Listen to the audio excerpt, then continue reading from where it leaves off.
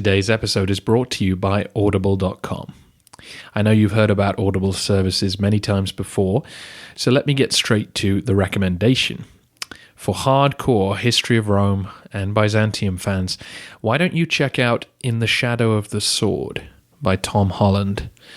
I'm sure you've heard of Tom Holland by now. He's written books about the fall of the Roman Republic and the Great War between Greece and Persia, and this book is about the birth of Islam.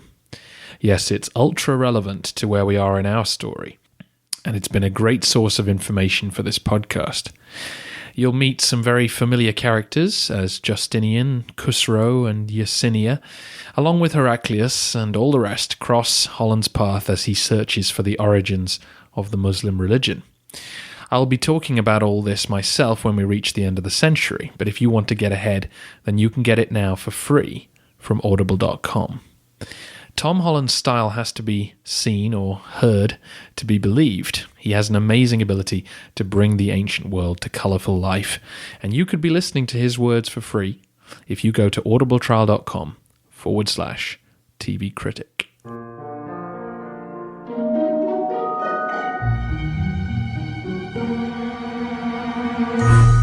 Hello everyone, and welcome to the History of Byzantium. Episode 50. The Teenage Emperor. Heraclius is dead. Long live his two sons, Heraclius Constantinus and his brother, Constantinus Heraclius, better known to us for now obvious reasons as Constantine III and Heraclius. In this time of crisis, the Roman Empire desperately needed one experienced emperor, and instead they got two inexperienced ones who didn't necessarily get along. Before we delve into that mess, I'm afraid it's time to talk about our sources again. We're now in the least sourced part of Byzantine history, and I've mentioned why on several occasions. The Balkans are now populated by non-literate peoples, and the Arab takeover of the Near East caused enough chaos to make life difficult for anyone attempting to write a coherent picture of the 7th century. We are therefore left entirely with our Byzantine historians, which would be fine except that the two earliest surviving histories were both written around 800 AD. And I've already mentioned both before in passing. Theophanes the Confessor was a monk whose scholars believe was continuing or collating the work of earlier historians when he published his history, and Nicephorus, who will appear in our story, as he was the Patriarch of Constantinople around 800, and he also used earlier material to write a short history. Unfortunately, this means that both men are relying on earlier accounts which we have no way of fully critiquing. The period leading up to 800 will be a turbulent one for Byzantium, including the serious internal strife over iconoclasm. The result is that the histories have been edited over the years to reflect the current political biases, and by current I mean the biases of the year 800 or so. I say all this now so that I won't have to again when I offer you the many caveats which follow in the story of the next 150 years.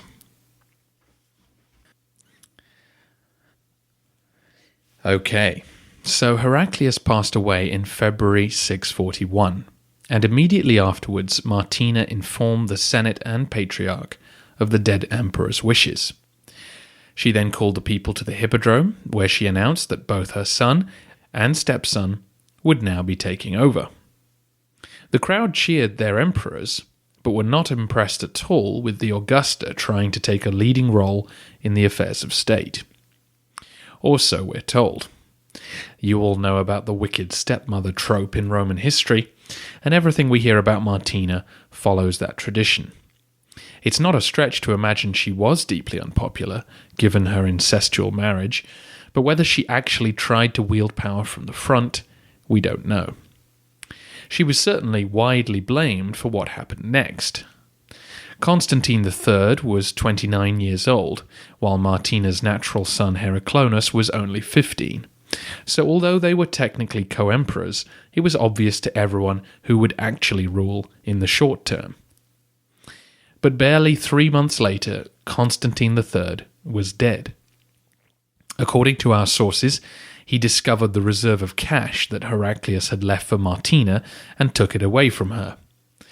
Then he began to feel unwell. Very unwell. Leaving the capital to convalesce over in the palace in Chalcedon, the emperor slowly became worse before dying in May 641. The obvious conclusion to draw was that Martina had poisoned him. A little too obvious, perhaps? Constantine III had not been a healthy young man. Modern scholars guess he may have been suffering from tuberculosis. But whether through natural or unnatural causes, his death was believed by many to have been Martina's doing. The money that Constantine had taken from his mother-in-law had been used to help pay the troops in Anatolia their accessional donative. This was a special bonus paid at the crowning of a new emperor to ensure the loyalty of the troops. Whether he believed he was being poisoned or not, Constantine did fear for his young son Constans. If he were about to die, his son was in danger.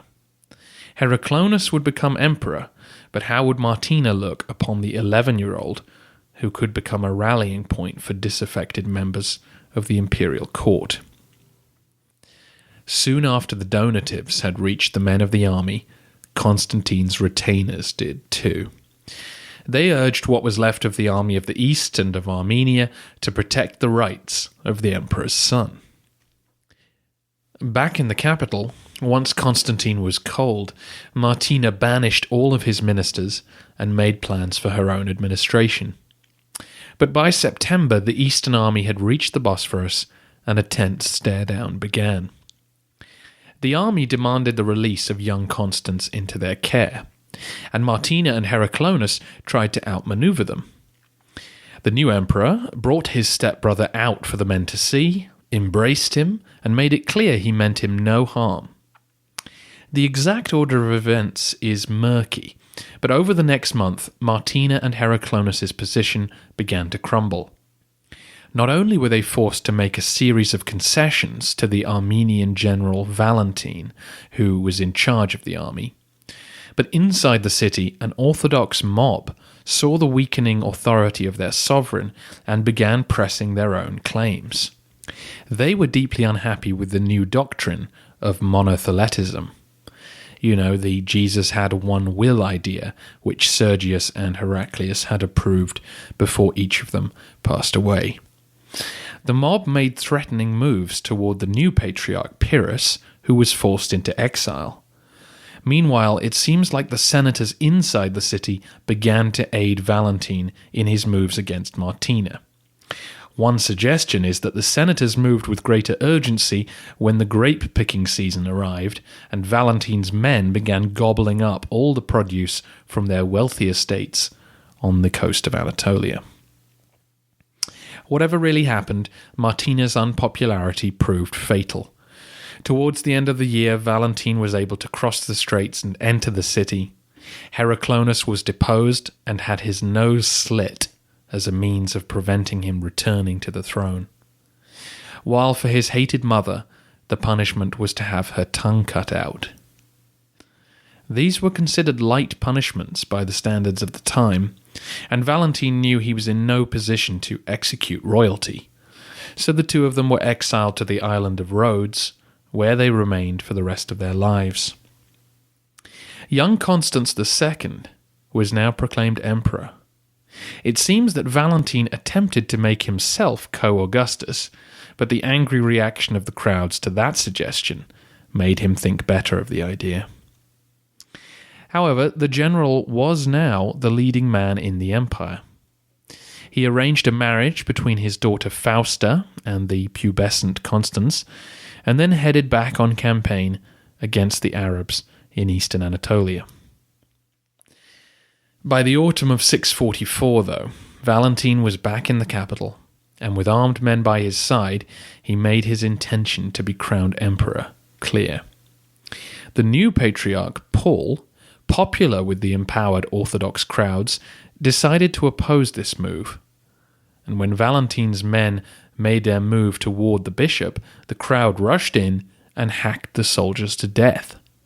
With their blood up, Valentine became their next target, and the surprised general was lynched.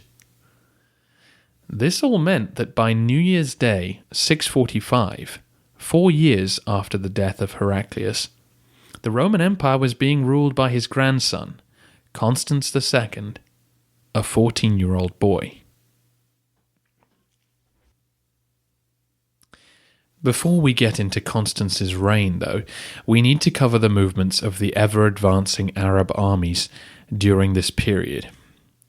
Last episode, we left Egypt hanging by a thread as the Arab commander Amir advanced on Alexandria.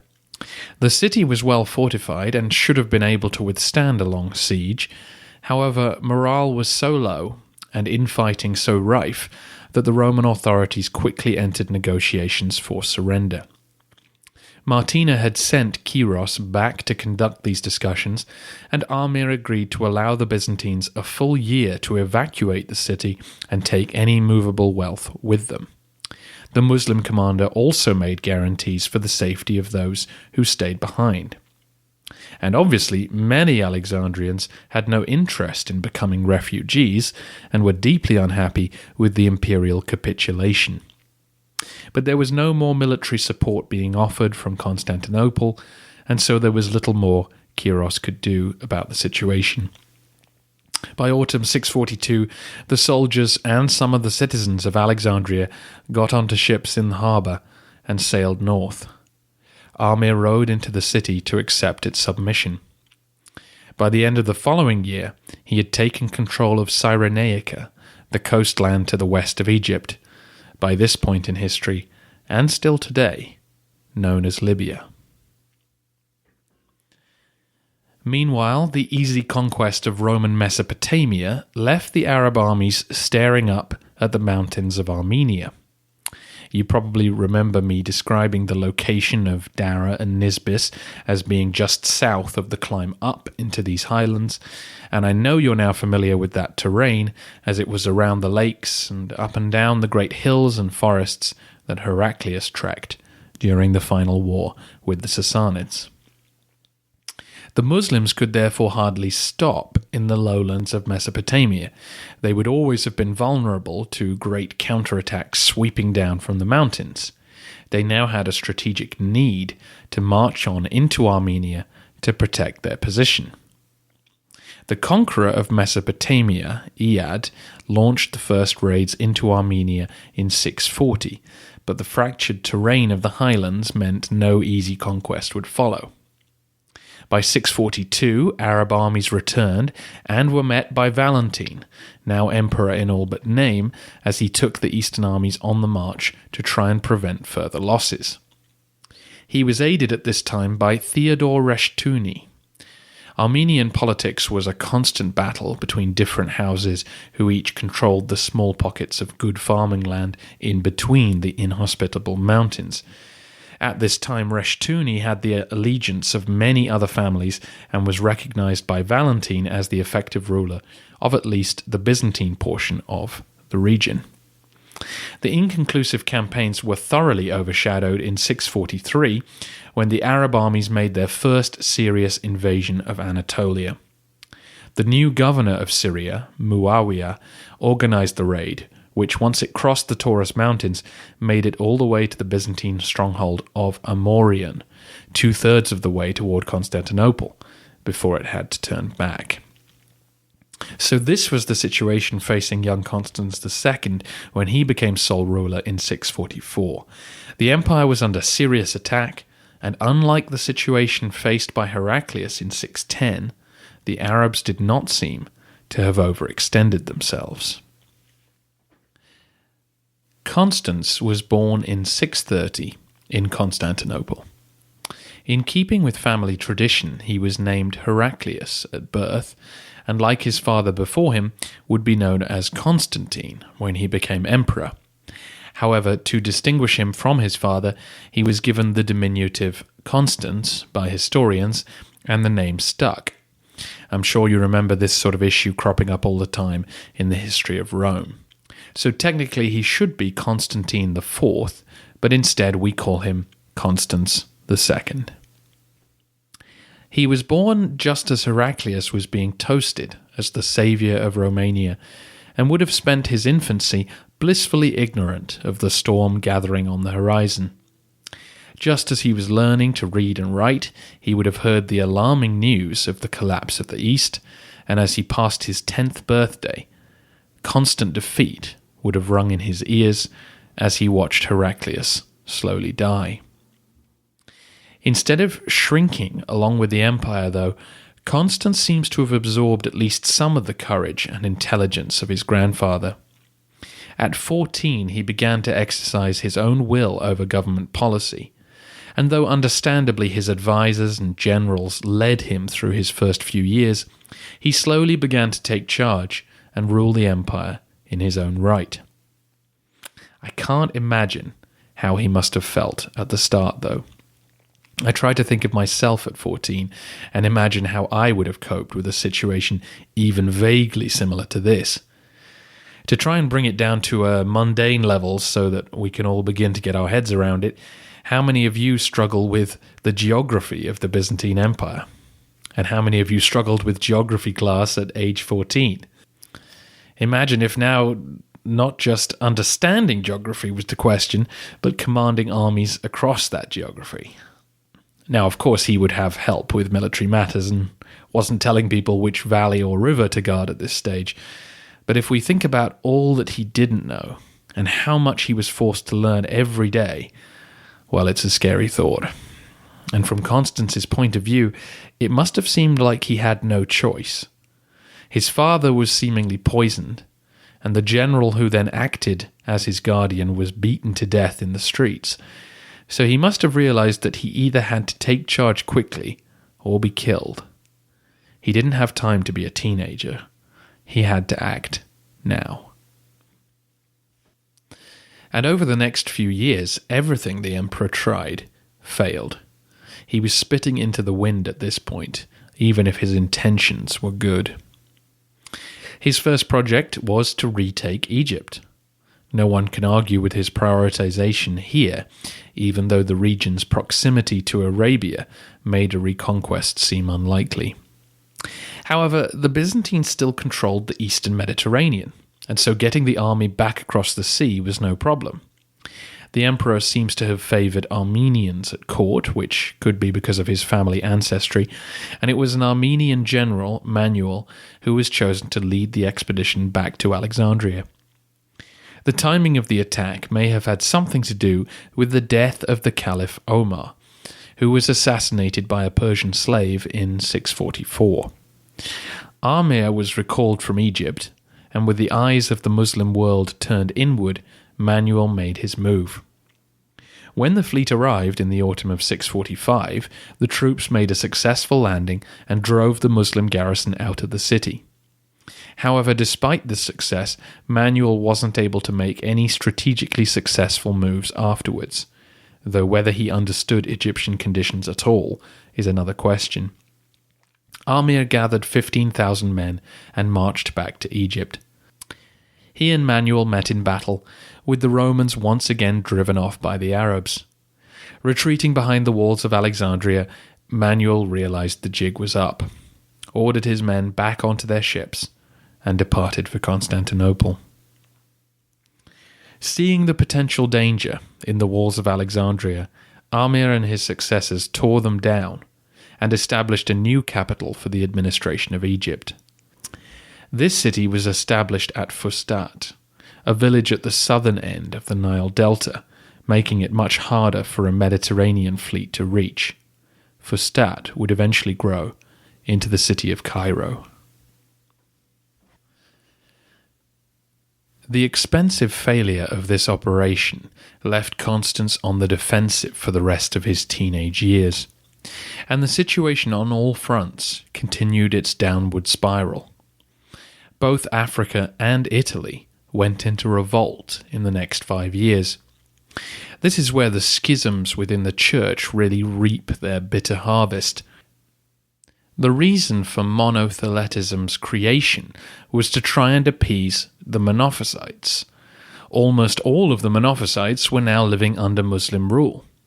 However, Constans had far too much on his plate to wade into theological discussions. The people in Italy and Africa were far removed from any Monophysite considerations, and so when news of how monotheletism was further tinkering with the wording of the Council of Chalcedon, they were angry. The exarch of Africa was Gregory, the son of Nicetas, Heraclius' cousin. I'm not sure if he just wanted to rule Africa, or saw himself as a new Heraclius coming to save the empire from its depredations.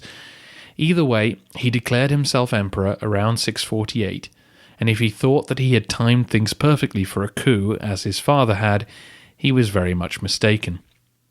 Instead of sailing to Constantinople, Gregory soon got word that the Arab armies in Egypt were marching across Libya toward his province. The few hundred miles it took to get from Libya to Tripolitania was rough going, but it was mostly desert. And who was better equipped to deal with those conditions than the men of Arabia?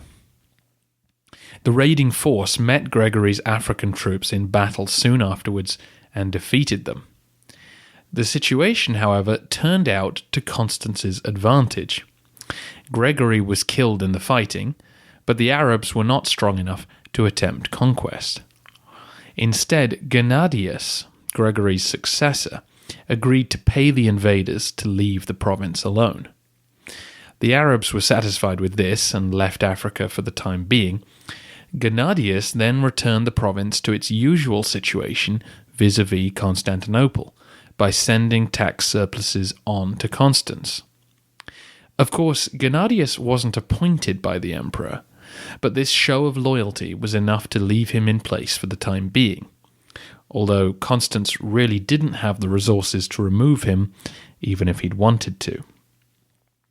Meanwhile, the emperor attempted to quieten the religious issue with official neutrality. He announced an edict which forbid further discussion of Christ's wills or energies. However, this was not good enough for Pope Martin in Rome. He condemned both monotheletism and the order not to discuss it. In 650, Constans sent a new exarch, Olympius, to enforce his orders, but once Olympius was in Italy, he sided with the Pope and proclaimed himself emperor. As with Gregory, though, fate was to strike down another usurper without the need for Constans to lift a finger. The key to Italy at this point was Sicily, the richest part of the province and safely out of the reach of the Lombards. However, when Olympius tried to capture the island, he contracted the plague, and his rebellion died with him. By 653, a new loyal exarch took control in Italy, and Pope Martin was brought to Constantinople, put on trial for treason, and found guilty. It was fairly extraordinary for a pontiff to be treated this way, but the stories of his appalling prison conditions sound unlikely to me, and the source for that story is a history of the papacy, written much later by Vatican scholars. More importantly than the details of the western provinces is the fact that they provided little support, only disruption, in this time of great crisis. It's probable that the men in those posts still didn't appreciate how serious a threat the Arabs posed. The emperor, of course, was in no doubt. In Syria, Muawiyah was becoming a nightmare. Muawiyah ibn Abi Sufyan had been involved in the conquest of Syria and appointed governor by Omar in 639. He took charge of the army there and turned it into an elite force. He chose his sub-commanders based on merit rather than on a tribal basis and took great care over his men's equipment and pay. He was endlessly energetic too and forced his army to campaign every single summer against the Romans to keep up the pressure on the border. Muawiyah also got permission from the new Caliph Uthman to begin constructing a fleet. Muawiyah could see that as long as the Byzantines controlled the sea, the coast of Syria, Palestine, and Egypt would never truly be safe. So in 648 he began to establish a navy. Of course, many of the Arabs had no experience of the sea at all, and so most of the construction and most of the sailors were to be Christians from former Roman territories. I'm sure there was some coercion involved, but probably many of the men were happy for the paycheck.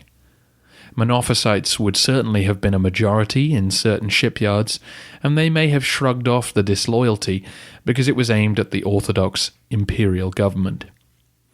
And of course, as we've talked about before, many of those men would have grown up under Persian occupation and were quite used to serving whoever was in charge at the time. Why argue with the men with swords? By 649, a fleet was ready. It launched an attack on Cyprus, sacking the capital there and ravaging the surrounding countryside. The Arabs didn't attempt to colonize the island, and the Byzantines no longer stationed troops there. However, the Roman fleet did arrive soon after, and the Cypriots were left in the unhappy position of still paying taxes to the emperor while also sending protection money to the Muslims. Any thought that this new Arab state was going to collapse from internal disorder was becoming less and less likely. If they were so quickly able to organize an effective fleet, then they were clearly far better led than the most optimistic imperial strategists had hoped. In 650, another raiding party burst through the Taurus defences and carried off thousands of prisoners. Constans had recovered enough tax revenue to offer Muawiyah money in exchange for a 2-year truce. However, this may have backfired, as the Arabs used this time to crush further resistance in western Iran, so that when they returned to the Roman front, they were even more focused. Meanwhile, the pressure was mounting in Armenia. The Muslims now controlled all of formerly Persian Armenia and continued to campaign against Theodore Rushtuni's men. By 653, Theodore accepted that he couldn't keep the Arab armies out any longer, and so he agreed to become a subject of the Caliphate. This was a significant moment because Armenia had not been conquered, and nor were the Arabs going to march in and occupy the area. Instead, Theodore was switching sides. He was agreeing to now take his orders, as such, from Muawiyah. Not that he'd been taking orders from Constans, really, he'd just been defending his turf. Now he was agreeing to fight the Romans if they attempted to regain control of the area. You might think, well, good riddance. If the Armenians don't want to stay part of the empire, then let them go. However, that would be to miss the significance of Armenia. I haven't talked a huge amount about Armenian history during the podcast. I know it comes up regularly as a point of geography, and of course was the buffer zone between Rome and Persia for centuries. But you may have noticed that more Roman generals than you might expect come from Armenia. And this is not a recent development.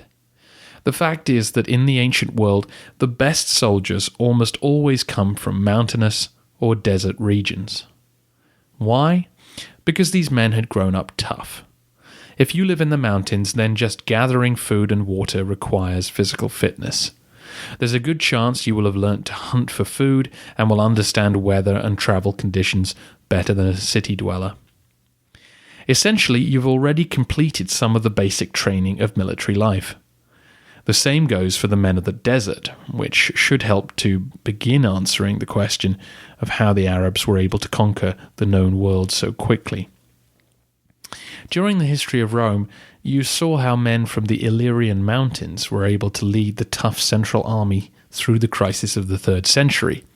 And on our own podcast, you saw the Emperor Leo turn to Zeno the Isaurian, the man from the mountains himself, to help push the Goths out of the Balkans. Armenia was an entirely mountainous country, and as I mentioned earlier, its history was filled with internal conflict as different houses battled over the country's limited resources. This meant that Armenian soldiers were ideal recruits, and many had already experienced positions of leadership. With the Balkans now out of imperial control, and so much of the east gone, The Romans desperately needed Armenia as a recruiting ground for the army and as their front line with the Muslims. If the mountains were lost, then the plateau of Anatolia would be exposed, and beyond it lay the only wealthy communities that were still under direct control from Constantinople. Constans II was acutely aware of the importance of Armenia, and in 652, at the age of 21, the emperor led the eastern armies personally into Armenia, just as his grandfather had done. Again, I'm struck by the bravery of that decision. There was a very good chance that any sortie against the Arabs would end in defeat, and the possibility of the emperor's death. But presumably realizing that, like his grandfather, if he was going to inspire a back-to-the-walls defense, he needed to be there personally, the emperor went. In the end, though, he didn't have to fight any Arab forces while on campaign. Instead, he unseated Theodore Reshtuni, who fled to Syria, and re-established Roman control over the forces in Armenia. He even took time to march north toward Iberia and receive the submission of some princes there. However, the struggle over this region was set to continue for some time. The following year, Muawiyah restored Theodore Reshtuni, and soon after that, Constans sent another force in to secure at least the western portions of the country. By 654, Muawiyah personally led a devastating assault on the empire, using both his land and sea forces. On land, his army drove the Roman troops from Armenia and plundered Ancyra, Trebizond, and Theodosiopolis during that summer. Meanwhile, he sent detachments of his fleet to attack Cyprus and Crete, while he himself led the largest part of the navy to the island of Rhodes. In addition to attacking the cities and the countryside, Muawiyah is said to have carried off the remains of the Colossus of Rhodes. The giant statue had fallen some 800 years earlier, but much of the scrap metal was apparently left on the shore and was now carried off and sold. But when you throw in the detail that a Jewish merchant then bought the metal, it sounds a lot like Christian propaganda. Either way, the important news was that the energetic and ruthless Muawiyah had just attacked the three largest islands in the eastern Mediterranean, while simultaneously launching an army across Anatolia. The rumour on both sides was that the governor had his sights fixed on Constantinople. In 655, Muawiyah confirmed those suspicions when he launched another dual assault. His army marched through Cappadocia as his fleet advanced along the southern coast. Constans understood the threat and also knew that it was the naval supremacy which would keep his capital safe. Again stepping forward personally, the now 25-year-old led the imperial fleet into battle. The two sides met in the waters near the town of Phoenix, not that far from Rhodes, on the Anatolian coast. This was a large battle with both sides suffering heavy casualties and many lost ships. The Muslims were victorious, though, in what would become known as the Battle of the Masts. This was because apparently one side fixed the cross and the other the crescent to their masts, but considering the majority of the Muslim fleet were Christians, it seems like a later invention. Constans himself was involved in heavy fighting, and at some point realized that he was going to be captured or killed. So according to legend, he switched clothes with a willing officer and fled the scene. The emperor made it safely back to Constantinople, while his counterpart drew Arab attention and was killed wearing the imperial regalia. Although this was yet another disaster for the Roman military, the Arabs suffered badly enough that they were forced to retreat to their ports. Meanwhile, on land, Muawiyah's forces failed in an attempt to capture Caesarea and withdrew. Two tactical draws did not change the overall situation, though. The Arabs were dominant, and an attack on the imperial capital still seemed imminent. However, at this point, fate intervened to give Constans the breathing room he desperately needed. As I mentioned earlier, the Arabs did not suffer from the same constraints the Sassanids did when they occupied the Roman East. The Persians had only a limited number of men in their professional army, and so were unable to increase its size when they needed to, whereas Arab tribes from across the deserts of the Near East were now moving into new areas to take up the governance of the conquered provinces. However, this caused tensions between the new settlers and those who'd arrived first, along with tension between those in power in the province and the caliph back in Medina. Discontent with Uthman's rule had been building for some time when in the summer of 656 his house was surrounded and he was beaten to death by an angry crowd. Muawiyah was forced to call off his campaigns and head south to help settle matters. The resulting civil war would last 6 years and leave Constans time to consider how best Byzantium could defend itself when the Arabs returned. Thank you so much for listening and for your questions for the end of the century. Keep them coming. I'd like to say a big thank you to musicalley.com for the music which plays us in and out. This piece is by Rob Vandenberg. And just a reminder that if you live in the US or Canada, then go to audibletrial.com/TV Critic to get a free audiobook that comes with a 1-month trial of Audible's service. The Audible app now works on every smartphone, Kindle, and other device you can think of, and you can cancel your trial anytime you like. And something I discovered recently, if you become an Audible member and don't like the book you're listening to, then you can swap it for another, free of charge. Anyway, check out Audible's service at audibletrial.com/TV Critic.